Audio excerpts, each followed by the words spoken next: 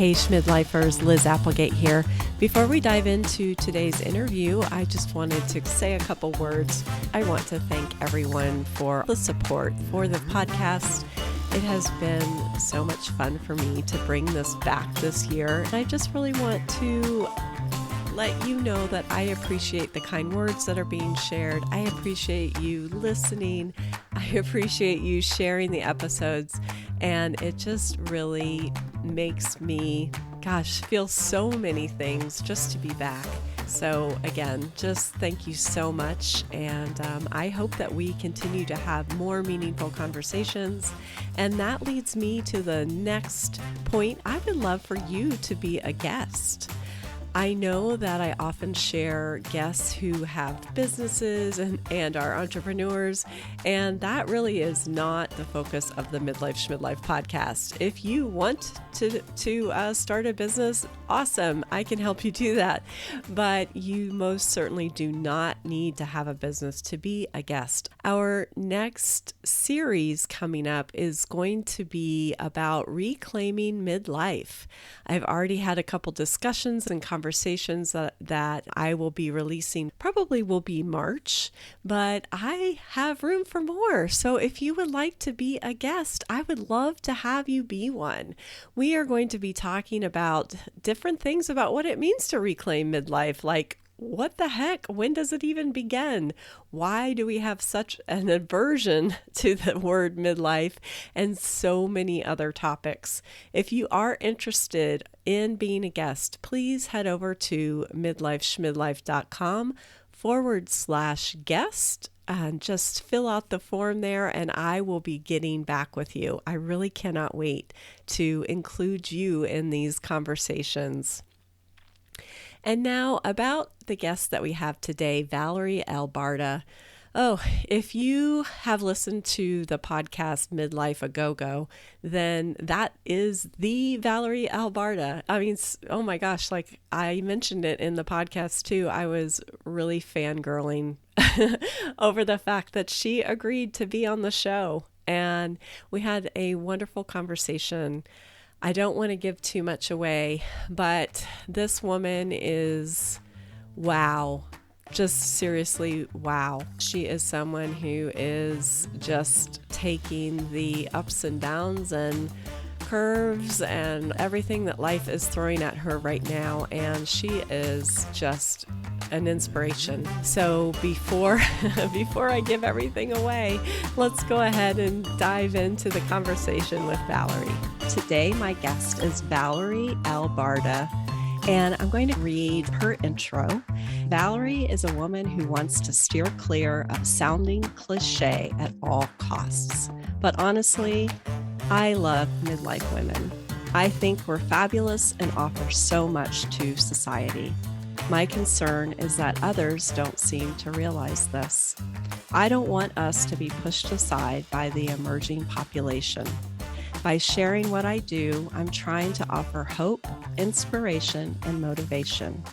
Am I the best midlife cheerleader around? Probably not, but I like what I do and I love why I do it. Midlife is hard, but look at how we are handling it.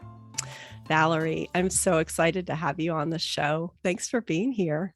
Well, thank you so much for having me, Liz. I really appreciate it. We're going to Yeah. have fun. We are going to have fun. We are going to have fun.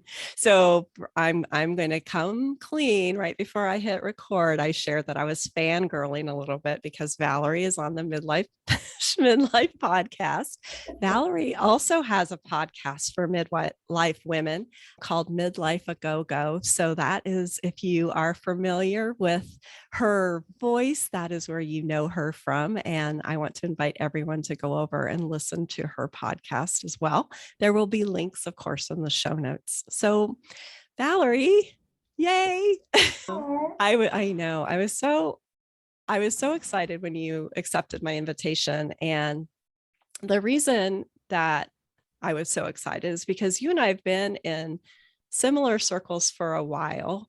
I think that we we kind of dove into this midlife scene about the same time, about 2015. And I think we were probably in a blogging group, maybe. I was trying to remember that. Maybe a blogging group on Facebook or something like that. Yeah, possibly, possibly. A lot of the midlife bloggers and speakers and coaches that I have come into contact with now have been in that circle Mhm. for quite a while. You actually started your blog, Midlife-a-Go-Go, around 2015.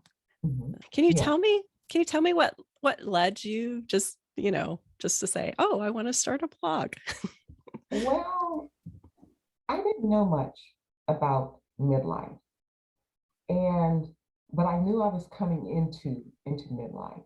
Mhm. And when I started menopause, when it hit me and I didn't know what it was, I was a little angry, mostly with my gynecologist, because I had never had that talk with my mom or anyone else about what to expect about it. So, there have been jokes about women and menopause and the hot flashes and all of the other symptoms. And I decided at that time, there's no getting around it. I Mhm. am in midlife, so why not accept it? Why not embrace this time? And at that time, I started looking around to see if there were other women like me who felt that way. And back in like early 2015, I wasn't finding very many. Mhm. Yeah. And so I told my husband, I said, I'm going to start a blog because I've always loved writing. Writing is my juice. Mhm. It's what I do, it's what I love. And so I told my husband I want to start a blog Mhm. about midlife women. And he said, midlife women, isn't that kind of niche? I'm like, well, yeah, that's the Mhm. point. Yes, Right. it's about midlife women. And I had no idea what I wanted to call it. And I was coming up with all of these crazy names, and nothing stuck really. And we had just moved from Stamford, Connecticut, back to my house in Marietta, Georgia. And I think I was making a cup of tea one morning, and I was kind of zhuzhing and kind of dancing around the Uh-huh. kitchen. And the song that came into my mind, I think, was "Going to a Go-Go." Right. Uh-huh. And so I started thinking about that, and then I started thinking about midlife, Mhm. and then I stopped, and it's like midlife, Mhm. midlife-a-go-go. That's it. And I was so excited about it. And my husband came down and I'm all excited about it. And so that was the birth of the website Midlife-a-Go-Go. Mhm. And my aim was to, I don't want to say so much teach women because I never looked at myself as a teacher, but I wanted to be able to share with midlife women, share what other midlife women were doing. I had started a series called, oh, I can't think of what the name of it is. Oh my goodness. But It's it all was right. on my site and it was highlighting just phenomenal everyday midlife women and what they were doing. And actually that's something I may bring back to Mhm. the site. It's still there, but that was very successful. And then I was doing, writing different articles that pertain to midlife women. Mhm. And it grew and grew, and my audience grew. And Yeah. it was just, it really started as a labor of love and continues to be that. Mhm. Yeah. Yeah. Yeah, there's a couple places in there. First off, it's funny how we just wake up one day and we realize, "Oh, I'm in midlife." I don't That's how it hit me. It was sort of like, "Oh, wow, I'm turning 50 in 4 months." That was when it really kind of hit me. And just the fact that, and, like I said earlier, how you and I kind of came into this midlife scene about the same time. And I was doing the same thing because I had questions. I was not seeing the support. People, other women who weren't quite there, they didn't quite understand all the feelings. And I love that we both created what we needed, Yes, basically, and yes. the hopes to help other women. Here you're blogging, and then all of a sudden You just thought, I'm going to start a podcast. So, Well, it seemed like a natural progression of the website. And you know what? I'm going to say this one thing. This mhm. is what midlife looks like. That's the name of the series. It just popped into my Oh, head. okay. Yeah, And that's I great. believe that's something that I'm going to resurrect because there are so many phenomenal everyday midlife women out there that can be Mhm. highlighted. Yes. But in terms of the podcast, so I knew nothing about podcasting. I had listened to several episodes of podcasts, and I said, I think I'm going to do a podcast. Mhm. And my husband, he's always been my biggest cheerleader. He's like, well, go do it. I was like, Mhm. okay, I will. I wasn't asking for his permission. I was Mhm. just letting him know. And I started out not knowing anything. I mean, I was scared to put my voice out there. Mhm. I was terrified. I thought that people would not listen. I thought, are they really going to think that what I say is worth tuning into? And the audience proved me wrong. Mhm. So that's a good thing. But my very first episode was just me basically talking about, being in midlife and with the reinvention in midlife. Mhm. And it was scary. Like I said, it's something that if you're really not used to being in front of the crowd, so to Mhm. speak, and even though, your face is not shown, it's your voice. You're really putting yourself out there. Mhm. And I realized I'm kind of good at this. Yes, you are. Yes, you are. I enjoyed it so much. Mhm. And the art of podcasting, I do believe it's an art because I have listened to some podcasts that, not to say that mine is the greatest and that it is 100%, but I have heard some that are just really, I mean, there's no editing whatsoever done. And I prided myself on my editing capabilities. Mhm. I wanted things to be perfect. Of course, Mhm. you can't reach that pinnacle, but I tried. And, I give a lot of props to my guests. Without the guests, there really would be no show. I would Right. not sit around just talking about topics for Right. 7 seasons by myself. Mhm. Yeah. So my guests are what made the show. And I had some phenomenal guests from the show. Yes, you really did. And it was so evident that the show and the episodes are about the guests. It's very, very much how you highlighted that. And I would listen and take notes, sort of like, oh, I love how she did that. I want to do that too. So just so you know that it was your show was an inspiration to me as well. Oh, thank And you. yeah, That's nice yeah, to hear. Thank you yeah. so much. And honestly, the conversations, that's what I missed the most. You and I talked a little bit. Having a podcast is a lot of work. You said you're a one woman show, and so am I. You have the inviting and the scheduling, and then the actual interview, and then you've The just begun editing, at that point, yeah, right? yeah, Yeah. yeah. It takes a lot out of you. Mhm. I mean, I love the process, but it really was draining. I told you this earlier, I could spend up to 8 hours editing one episode.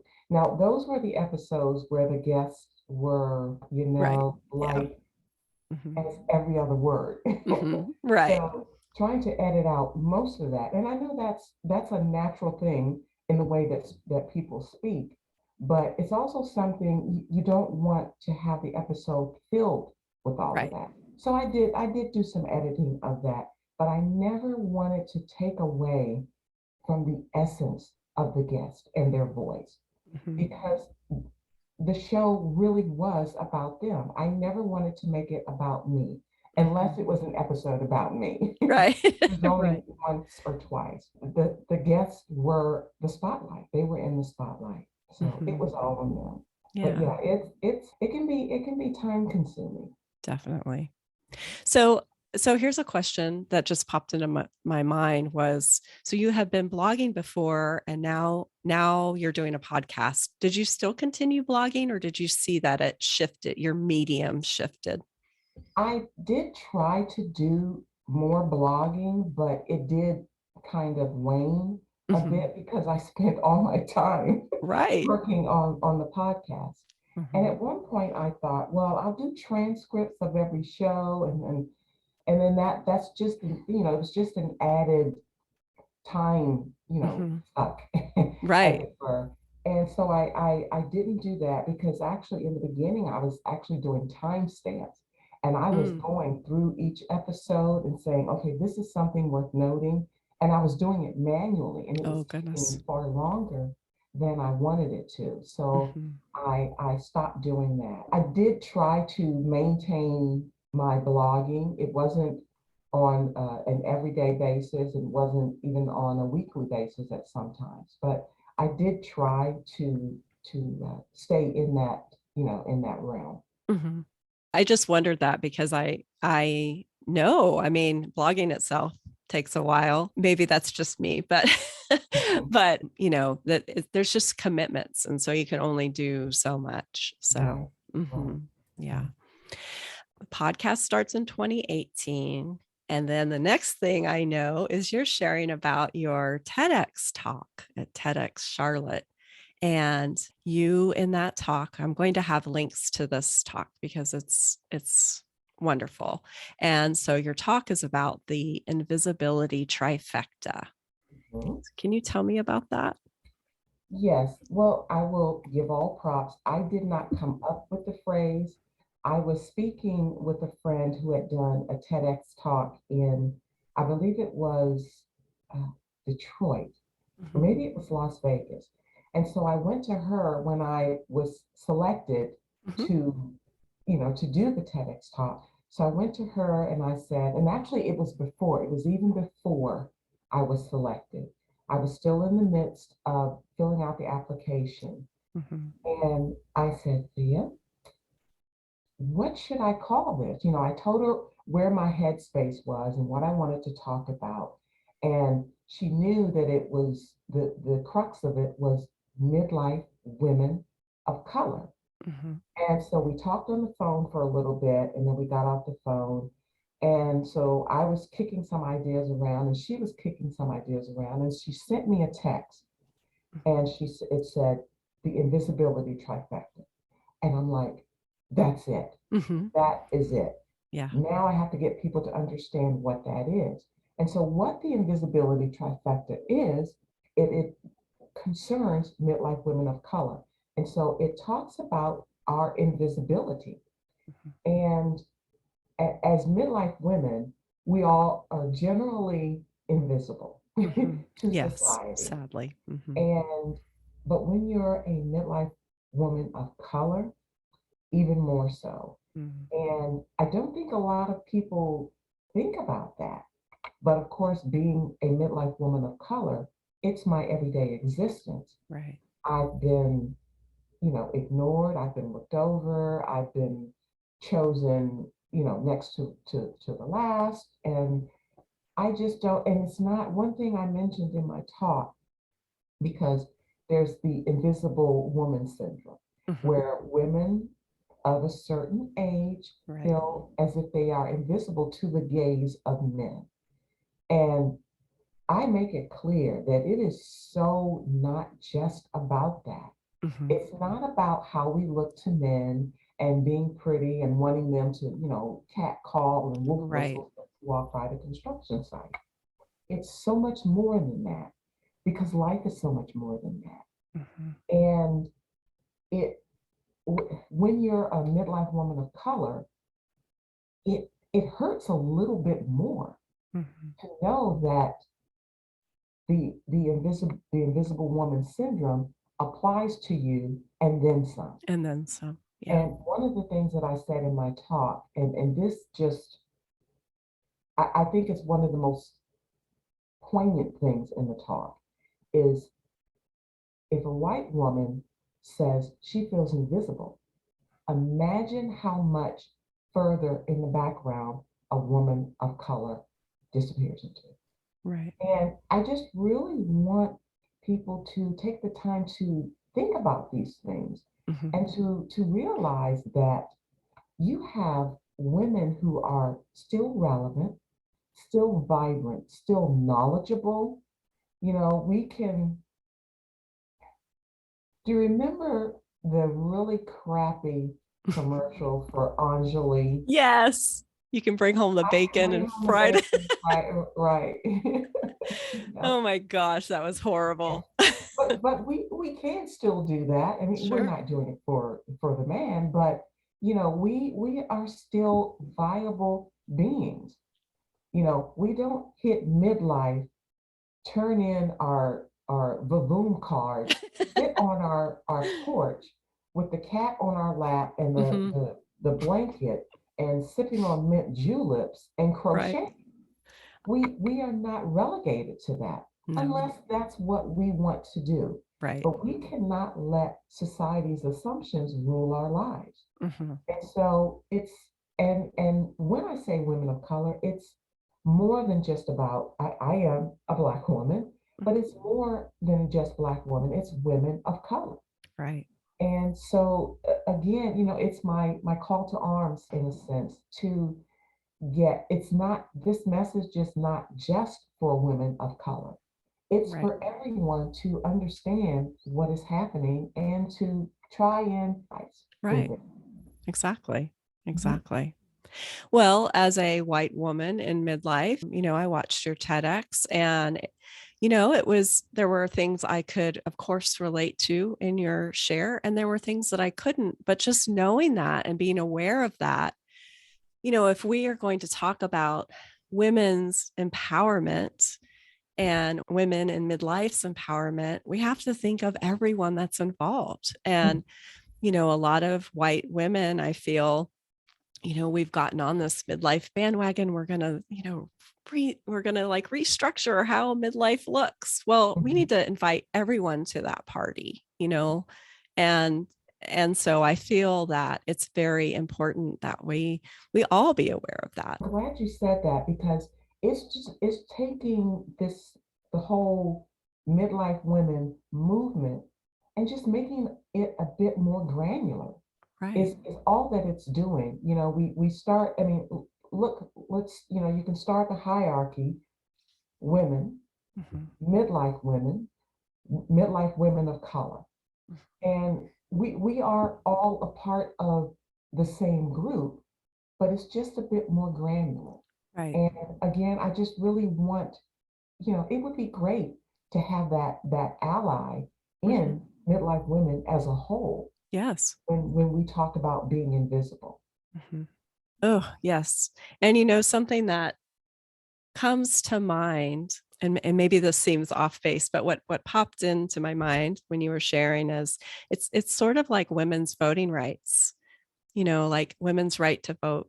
There are Mhm. two stories there. There's Yeah. the white woman's right to vote, and then there's the women of colors or black women's right to vote. And Yeah. we need to include all of that in the story about women's right to vote. And so I know that I just went off on a tangent, but it's very similar. I mean, it's just like as women and us, just us supporting one another, we need to keep all of that in mind, the whole story for everyone. Yes. So it's a, and I'm just going to say to the listeners, it's a talk that is, I mean, I laughed, I cried, I'm tearing up just thinking about it. So, there were moments I was cracking up, and then the next minute you would say something and I was, in my teary eyes. And so I thought, wow, this is wonderful. Had you ever done anything like that before? Well, I did appear on a panel when the group, I forget the name of the group. That's a midlife brain right there. Yeah, that's it. That's it. I was a part of a group, the Women of Midlife, Okay. and but there was a certain, oh my goodness, it wasn't Blog Her, but I attended a conference in Las Vegas in Okay. 2016, and I was on a panel talking about the act of blogging in midlife. And I laugh because on the outside, you know the images where you see the duck on top of the water, the duck looks calm, but on the Right. bottom, the feet are flapping. The legs are going, uh-huh. Yes, oh my gosh, that was me. On the surface, I looked calm, but Mhm. my knees were knocking. I mean, they were literally knocking against one Oh another. my I was gosh. so nervous. It was so funny when I finally got off the stage. I thought, okay, well, that wasn't that bad. But yeah, it was like 15 minutes of knocking. And I'm surprised someone didn't say, well, what is that noise? That's so But funny. other than that, I had not. And I will tell you, I do have these aspirations of being a speaker. Mhm. And I thought, I really had some nerve to apply for TedX Charlotte. And the events are usually held live where you Mhm. speak in front of an auditorium filled with 1,000 Oh people. my gosh. And yeah, I really would have had to gone through therapy before I could done that. But but so that was a very good kind of a starter, a primer for me. I did not speak in front of an audience of 1,000, thanks Mhm. to COVID. Right. I Right. was in a small studio with maybe a dozen people, Mhm. and it was recorded on October the 9th of 2020. And I'll tell you, every time I look at my talk, I think, I don't know how I did it. Mm. Not just the fear. I mean, putting the fear aside, I was extremely ill on that Mhm. day. Yeah. I was the nausea was at an all-time high. Mm. I was dizzy. It was just horrible. It was horrible. And I'm not really sure how I got through it. I think willpower has a lot to do with it. I had been so looking forward for months to Mm. doing that. And I said, nothing is going to stop me. When I woke up, I was sick. I Mhm. did not say anything to my husband about how bad I was feeling. Mm. But I said, I have to go through with this. I have to do it. And so I put my big girl panties on, like literally my big girl panties. I had to put my big girl panties on and suck it up and Mhm. Yeah, so you've touched on this and I'm going to dive right in because I'm remembering when your news came out and so I asked you before we hit record like when this all happened as far as Mhm. the timeline went because when I look at your TEDx I don't guess anything, but I look at the date when it's published and I'm thinking, "Wait a minute. I know that they didn't publish it the next day or whenever, and I knew that you were doing the talk." So tell us more about what was going on at that point with you. Well, I'll go back to June of 2020.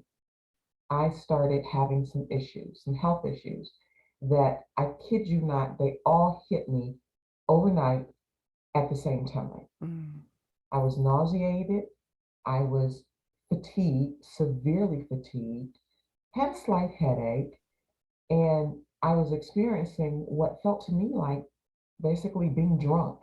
mm. I, I've been inebriated a time or two in my life, back in my younger days. Right, I know right. what it felt like. But at the time, I really couldn't put a word to it. So I just kept saying dizzy. And my primary care doctor sent me to a neurologist, and I had an MRI done, and they found a lesion on the center part of my brain, the part that connects the left and right hemisphere of the brain. And at that time, my neurologist did not want to label it as multiple sclerosis. He thought I was suffering from vestibular migraine. And I knew in my heart that that was not it. I'm not a doctor. I don't play one on TV, but I knew that that was not the case Yeah. based on my instances of dealing with vertigo. And I was sick all the time. And during the summer, we were doing our coaching for the TED online. And a couple of times I had to stop. I was like, I'm just not feeling well. I have to stop this. And they said, well, if you want to just not go through with the talk, you can always apply next year. And I'm like, no, no, Mm. no, no. I'm going through with this. And there was Right. still another audition, a final audition to go through. But on the day that the TED Talk was recorded Mhm. on October the 9th, 2020, I was sick. I was nauseated and I was severely fatigued. Mhm. That Monday, October the 12th, I had a lumbar puncture. The second time that I've had that in my life. And I will tell you, when I had it the first time, I promised myself, as long as I was a Black Mhm. woman, I would never have another lumbar puncture. Yeah. But this was inescapable. Yeah. And that was the magic ticket. That Mm. was what finally convinced my neurologist that I had multiple sclerosis. Mm. And so he made the diagnosis, or he told me on October the 22nd. So at the age of 57, Mm. I was told that I had multiple sclerosis, secondary progressive multiple sclerosis. So all of that crap that hit me at one time Mhm. overnight, I almost didn't say anything to my doctor because I thought maybe this is part of menopause. Mm. Maybe this is just a part of getting old. Ladies, let Mhm. me tell you, listen to your body. She is so wise. She will tell you what you need to know. You know when something is not going right with your Yeah. body. Yep. Listen to her. She is giving you so many cues. Just listen. I almost pushed it aside Mhm.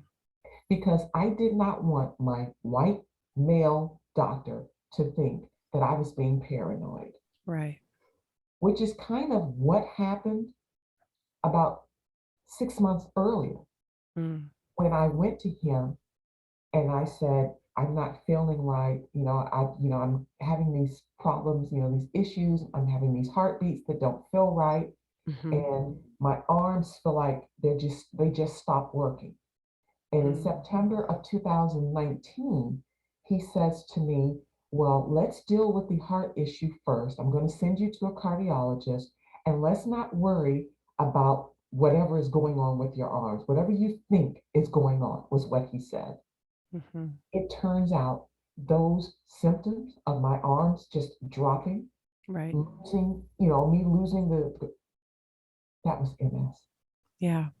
That was multiple sclerosis as Right. early as October of 2019. And no Mm. one thought to look at that. Yeah. So It, listen to your body. yeah, for sure. Yeah. And honestly, I'm just going to call this out. This is another instance of the invisibility trifecta. I mean, that's how I see it. Mhm. We hear it all the time Yeah. on the news. And, Yeah. you know, Yeah. A lot of women, especially in the African American community, do feel as if their doctors don't listen to them, mhm, don't take them seriously. We'll get sent home with just get some bed rest and drink some orange juice, whereas our white counterparts will have a whole workup right, done and get prescribed medication. And 5 years later, the African American woman has, diabetes, late stage diabetes, or something, right. something more serious that could have been caught earlier. Mhm, And this is another reason why I say, and this is not just for Black women or mhm. women of color, this is for all of you midlife women out there listening. Be your own best advocate Yes. because nobody, I promise you, no one is going to fight as hard for your health as you can. Yep. And I learned that the hard way, Right. essentially. My doctor was kind of pushing me aside back in Mhm, September. But I will give him his props because he did steer me to the cardiologist who then had to send me to a specialist. And I did find out that I have severe PVCs, and I Okay. actually now have a little recording device implanted in Hmm. my chest to record whenever I have these things to find out exactly what is taking place. So I will give him the props on that. Right. But if he had really gone more in depth when I described to him, he said, "Well, what does it feel like?" I said, "Well, when I'm driving and I have my hands on the steering wheel, they'll just drop while I'm Hmm. driving because I just lose the motor Right. ability. I Right. just lose it. It only happens for, a few seconds, but it was enough to scare me." Sure. And he just kind of, "Well, let's not worry about that right now." And come to find out now that I know what the symptoms of MS is Hmm. and what I still experience when I'm holding an ink pen and all of a sudden my hand just goes willy-nilly. Right. Or when I'm walking and my leg just decides that this is the time that it wants to stop working. Mm. Yeah. So I'm fighting it as much as I can. Yeah. I'm a trooper. I Yes, you don't are. want to give in to it. I don't want to even think about the day that may come. I'm not saying it will come, but the day that may come where I have to use a cane or I have to be relegated to a wheelchair. I don't Hmm. want to look that far ahead. I Yeah. want to concentrate on the here and now and doing all that I can while I can. Yeah. That Yeah. that has been my motto for the past 6 months or so, because there may come a time where I can't walk down the street by myself without some sort of aid. Hmm. Yeah. So I'll do what I can now. And you're still doing a lot. I It's am it's still, it's amazing, Valerie. It's amazing. I mean, it's amazing even without an illness like MS, and yet here you are still doing a lot with. well, I have taken one major thing I took off of and I did that back in July of last year, which is I put the podcast on hiatus at the Mhm. end of season 7. Right. And I did that for a very specific reason. Mhm. It was because I was tired. No, Well, there's that. It's yeah, okay if that's the there's reason. that. The podcasting takes up a lot of time. And when you have a disease like MS, you start to think about your life in different terms. And I realized that I kept putting off doing things that I really loved in favor. Now, I did love the podcasting, but my heart was really in my writing. Mhm. And so I decided to put the podcast on hiatus, as I said, to continue working on a novel that I have been working on for a couple of decades. Yeah. Yeah. But this novel keeps speaking to me. My two main characters, Twyla and Lula, have been just kind of going at it in my head. Come on, we need to be front and center again. And Mhm. so that's what I'm doing. I Yeah. am making them my priority. Mm. Yeah. My goodness. Mm. So, such a wonderful message all the way around to quit putting things off until we think there's going to be the right time, until things align, the stars align. Right. Yeah. If it's something that you really want to do, just Mhm. do it. Mhm. Just do it and stop making excuses. Yeah. And I say that because I was a prime example of it. I was using the podcast as another example. Oh, I don't have the time. Now, I really didn't have the time, Mhm. but if it's something that you really want to do, you make the time to do it. Right. And I was trying to fill up the other empty hours of my day with watching HGTV Mhm. or doing all of these things that really, in the grand scheme of things, did not matter. Mhm. And so I have shifted things in my life. I mean, there's been a whole paradigm shift for me. Mm-hmm. And I'm focusing more on Valerie and the things that I really want to get done. This book for me is such a labor of love. And I'm going to tell you, it's good. It is so good. Yeah, it is. And yeah, I took my horn. It is really good. And so for things like that that you want to do, if you want to take up pottery, go Mm-hmm. do it. Yeah. If you want to start tap dancing, go do it. Get up off that couch. Mm-hmm. The soap operas, the HGTVs of the world, the Investigation Discovery Channel, because that's another thing that I was Oh, hooked yeah. on. Oh, You know, sure. all of these things can wait. They're Mhm. streaming. They'll be there. You Yeah. know, they'll be there. Do the things that you really want to do while you can. Yeah. Mm. Oh, Valerie. Geez, I feel like I could just go on and we could just go from here and talk about that because I feel like I could give you a soapbox right now and you could just stand up there be preaching to Well, all of us. I will tell you, I do have a form of a soapbox that will be coming. I'm not sure when, Uh-huh. because again, my novel is right now my main Mhm. baby. It is a really trifecta why midlife women of color matter. I really Mhm. want something to come out of that.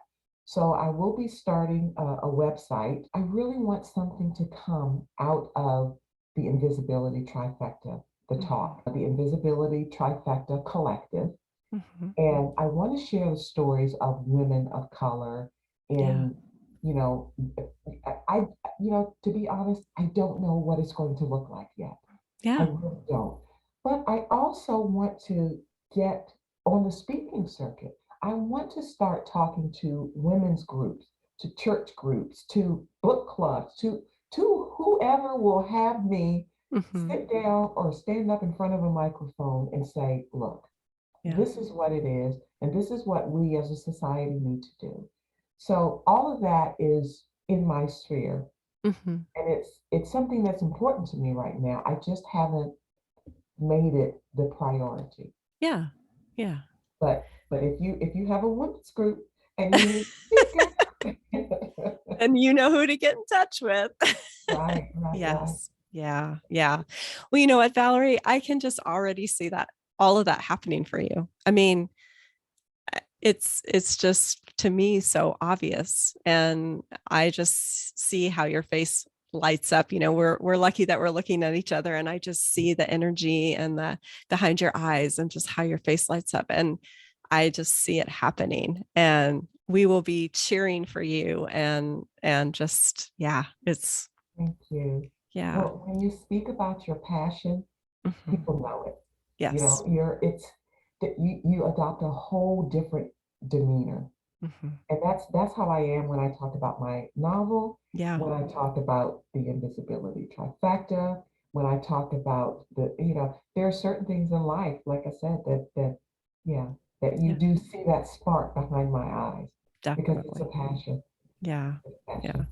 Oh gosh, I love it. I hate actually to end our conversation, but I wanted to give us just a minute or two to go through the midlife schmidlife hot flash. I sent you those questions late, and I apologize for that. So Oh, and you know what? I never saw the you question. never saw them. Oh, I never okay. saw the questions, So and I was looking for them. So maybe they I'm went and, oh, okay, but that's okay. You know I'm no. fine. I'm quick on my feet. So You let's do are. this. All right, Let's let's do do this. this. Okay. So this is just 10 questions, rapid fire or as rapid as we can make them. We usually end up talking about them, so we'll be fine. So the first question, super easy. Tea or coffee? T. Favorite all-time band or musician? Ooh, that's a good one. I had a hard time coming up with a because I have so many that I like. Mhm. So yeah. Favorite dessert? Oh, lemon pound cake with lemon drizzle Ooh, icing. yum. Yes. Something that my mom used to make, especially for Mm. me. I miss it because I can't make it the way that she did, but Oh, that's my absolute all-time favorite. yeah. Well, she stirred in about a pound of love in that. So, Oh yeah, that's what makes yeah, it yeah, she special. did. Yeah. What did you want to be when you grew up? I told my husband this and he didn't believe me. So first I wanted to be a weather girl. Okay. And I would create using my Lego, I would create my pointer stick, Oh, I and love then it. I would close the door in my bedroom and I would point on the wall and pretend like I was doing the weather, this and in this part of the country, this is that. And then I thought I wanted to be a scientist because Mm. I was kind of nerdy, and that ended in the seventh grade. Yeah. And then after that, I really didn't know what I wanted to be when I grew up. Yeah. Yeah. Well, it's funny how the weather girl, you're standing up and talking in front of people. And so Yeah. you're kind of taking that with you. So the fifth question, your current self-indulgence. Oh, how do I indulge? Oh, this is something that I'm not supposed to have. My doctor told me to stay away from caffeine, but I kind of can't help myself. Mhm. I have caramel cappuccino. Well, That is, it's as simple as that. I love it, but I hmm try to restrict it, during the yeah, week. I try not to have it during the week. I may have a mug or two on the weekends. right, right. Well, we won't tell your doctor. Don't tell. Don't tell. What is inspiring you right now? What is inspiring me right now is my best friend Melody just wrote a book Mm, called Fear of Success. And it's very short. It's like 63 pages. And she inspires me. She doesn't realize how much, mm, but she has stuck to her guns for decades in what she has wanted to do. And it really wasn't to write a book, it was to start a cosmetics line. mm, And she has gotten her foot in the door now.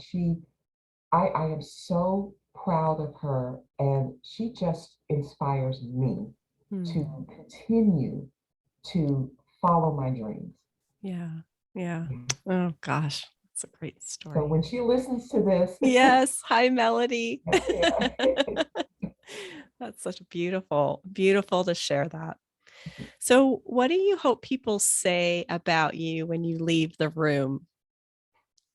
So, just imagine you're at a party and then you say goodbye, and say Melody is looking at someone who you don't know and say, "Oh, that Valerie, she is so," what do you hope she says? well, I think what I want them to think, and then they'll end up, follow it with talking about it, is that she took all of the positive energy with her when she left the room. Mm, yeah. Because I really do try to be a positive person. I don't want to be namby-pamby and too juicy about it, Yeah. because I want to be real, and I am real. But I also want to be a positive force. But I also want them to say, "Oh, she's hysterical. She cracks me up." Because I think laughter is truly, I mean, laughter is good medicine. Mhm. It has been scientifically proven Right. that it is.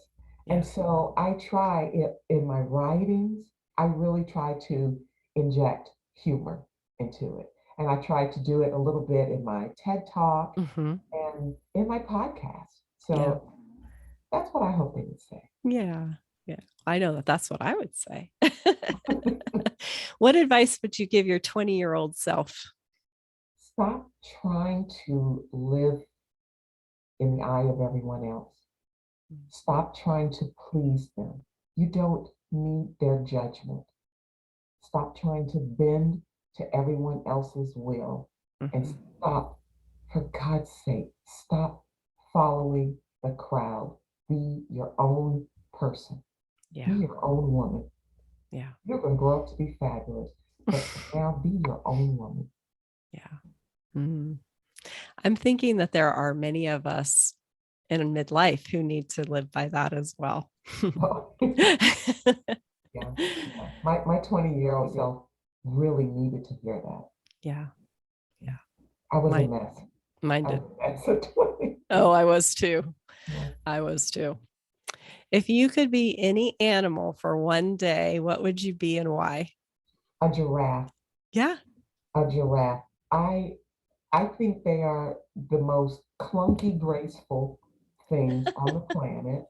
I mean, you see them run, they Yeah. and I mean, they're graceful, but it's in a clunky sort of way. Right, right. They can eat from the tops of trees. They can see everything that's high above. And that's a giraffe is my spirit animal. Hmm. I Spirit love animal. that. I love that. That's the only time I've heard that. That's a question I ask my clients. Mhm. And that's why I was surprised. I was like, oh my gosh, a new answer. So I More love people should put themselves in the mind of a giraffe. that's right. Clunky graceful. Yeah, clunky, graceful.